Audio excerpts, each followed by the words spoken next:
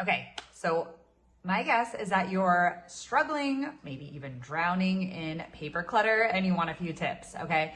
Because there's so many nuances and levels, ideas for paper organizing, but I am gonna show you something that you can do with something around your house. You don't have to buy anything new.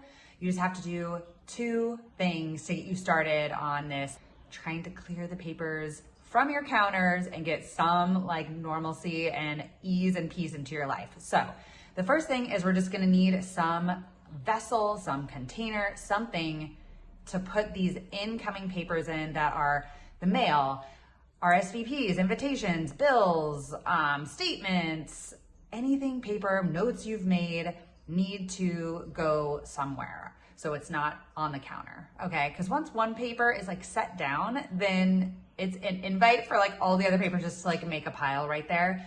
We don't want any of that. We want clear surfaces and white space. So there's a few things you can do. You can get like a basket that you have. You can get a shoebox.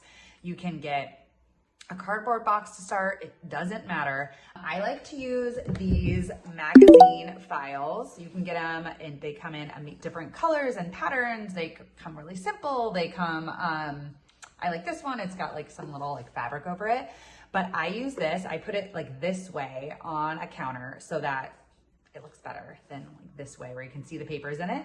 And then we're gonna make it, so the categories are gonna be either like to review or action, whatever you wanna call it. That's this one, to review. My label fell off, so like real life, you can see like I had to attach it there. But this is in a cabinet, so that's how it works for us. But to review, so when the mail comes in here, when things I need to get out of the counter, they go on the review. And then I also have this to file one because when things have been gone through, let's say you get a statement and you go through it, my filing cabinet is not near my kitchen. And so what that does is create like another paper pile, like, oh, now I gotta go file this. And you like dread it. And it's like, let's make it easy on ourselves and just make a to file bin where you've reviewed it. Now it needs to go in your long-term storage, but you know, how often do you really access that? Maybe like tax season. So that can go, like, it doesn't have to be filed immediately, right? So these are my 2 bins. I also have a bin for my husband. So like, to review is my bin. His bin has his name on it. And then usually if he's looking for a paper, it's in there, but we know where to look. I've also done it for clients where we do a bin for each family member if they want to have a lot of papers coming in with their kids and themselves. But if you do that, these magazine files probably are a little too much, but you don't need these magazine files. You could do, as I said, baskets. You could do like a paper sorter thing. It takes up, I don't love the way those look because you can see the paper, but those are an option, especially if you want lots of different files. You can even do like a cute countertop file, but it's gonna take longer I like this, you can just throw the paper in right away and you can't see it. Whereas a filing system, it just kind of reminds you of like filing papers and nobody really wants that out. And you have to like find the right file to dump it into. This one, I just walk by, boop, put it in there. It's easy. We wanna make these systems easy so that if there's too many steps, nobody does it because it's too hard. We got to make this easy on ourselves. So now we've got our nice files. You can go around, or you've got baskets, go around and put the papers in there in your to review folder and just like clear your surfaces. Now they're in a spot. They're going to be there when it's time. And now I'm coming to my tip number 2, which is, and I just saw this with a client. She had multiple piles of paper to where she had the same insurance file 5 times. We were laughing about it together, but like 5 times. She had 5 different insurance files because it was so long since she'd reviewed it that she just made a new one because she's like, oh, that's old. She didn't really want to deal with it, which I get.